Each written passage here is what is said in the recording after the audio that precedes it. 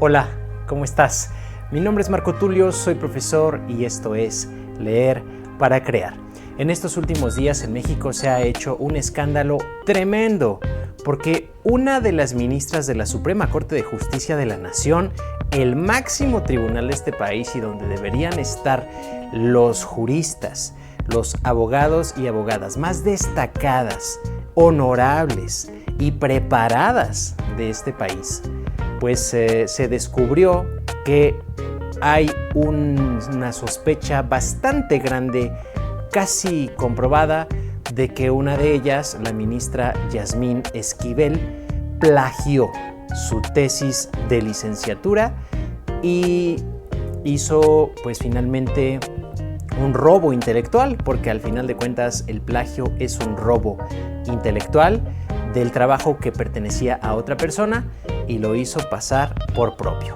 Básicamente, plagiar es eso: tomar ideas que le pertenecen a otra persona, no darle el crédito adecuado y hacerlas pasar como propias. Bueno, pues esto también ha sucedido en el mundo de la literatura y en múltiples ocasiones. Así es que hoy te voy a dar algunos ejemplos de plagios famosos en el mundo de la literatura. En primer lugar, aparece una de las más poderosas escritoras de la actualidad, J.K. Rowling. Sí, la autora de Harry Potter se le acusó de plagio en el año 2004. Quienes la acusaron de plagio fueron los herederos, los hijos de un escritor británico de apellido Jacobs, que en 1987 publicó un libro llamado Willy the Wizard o Willy el hechicero. En el año 2004 inicia este juicio y para el año 2011 una corte en Inglaterra decide que no hay plagio y le da nuevamente la libertad a J.K. Rowling de continuar con su personaje, y pues a los herederos de Jacob no les tocó absolutamente nada, pero se pasó sus buenos años de zozobra y sus buenos años de estar pagando abogados. Nuestro segundo caso es un autor argentino muy conocido en el ámbito de la autoayuda y de la psicología que se llama Jorge Bucay. Pues resulta que Bucay publica una obra llamada Smriti, pero poco tiempo después una autora española, Mónica Caballé, le hace un reclamo judicial y lo demanda por plagio, ya que la escritora Caballé le decía a la autoridad española que grandes pedazos de Smriti, páginas completas, pertenecían a una obra de su autoría.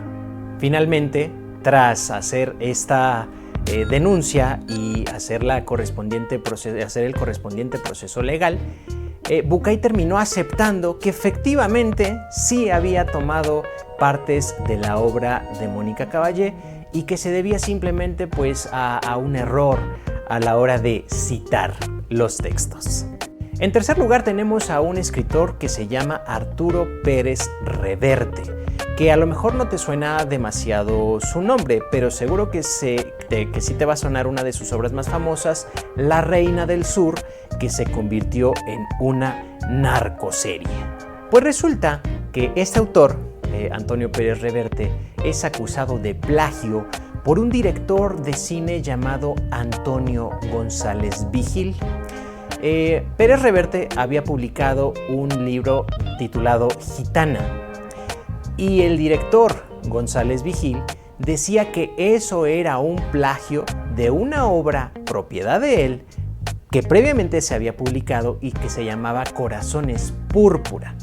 Una vez que González Vigil hace la respectiva denuncia ante las autoridades españolas, Antonio Pérez Reverte se vio en la necesidad de aceptar que efectivamente que sí había tomado muchas partes del libro, que no lo citó correctamente y tuvo que pagarle Pérez Reverte a Antonio González una buena suma de dinero para arreglar el asunto y que se saliera de los juzgados.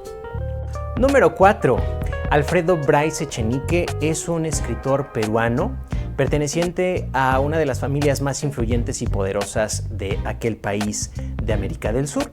Bueno, pues don Bryce Echenique no le fue encontrado un plagio no le fueron encontrados 2 plagios, ni 3. Le fueron encontrados 16 artículos que se había plagiado de 15 diferentes personas. En un inicio, por supuesto, don Bryce Echenique dijo que no, que eso no era cierto, pero ante la presión y ante las investigaciones judiciales terminó diciendo pues que sí, que lo sentía mucho, que había tomado esos artículos y los había hecho pasar por suyos, pero pues que se disculpaba. Nuestro penúltimo caso de plagio es una periodista española llamada Ana Rosa Quintana. Ana Rosa publica en el año 2000 una obra titulada Sabor a Hiel, pero poco tiempo después se descubre y es denunciada porque esta obra, Sabor a Hiel, contenía páginas completas o párrafos completos de otras autoras y principalmente de 2, de Ángeles Mastretta y de Colin McCullers. Así es que ella finalmente, para evitar un tema judicial, terminó aceptándolo y su libro salió de circulación. Por último, voy a platicarte un caso que me duele mucho tener que decirlo, porque la protagonista es una de las mujeres más destacadas y que tiene una de las historias más inspiradoras de las épocas modernas.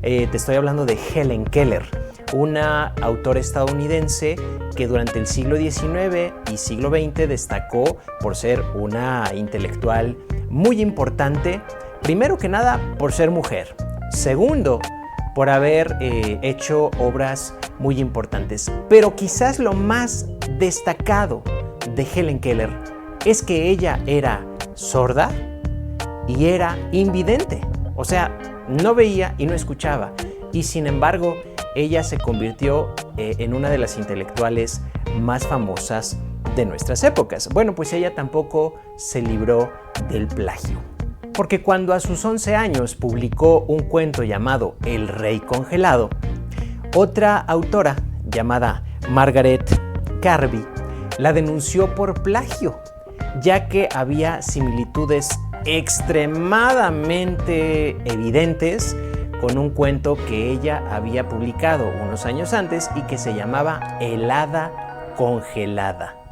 Suena gracioso, ¿verdad?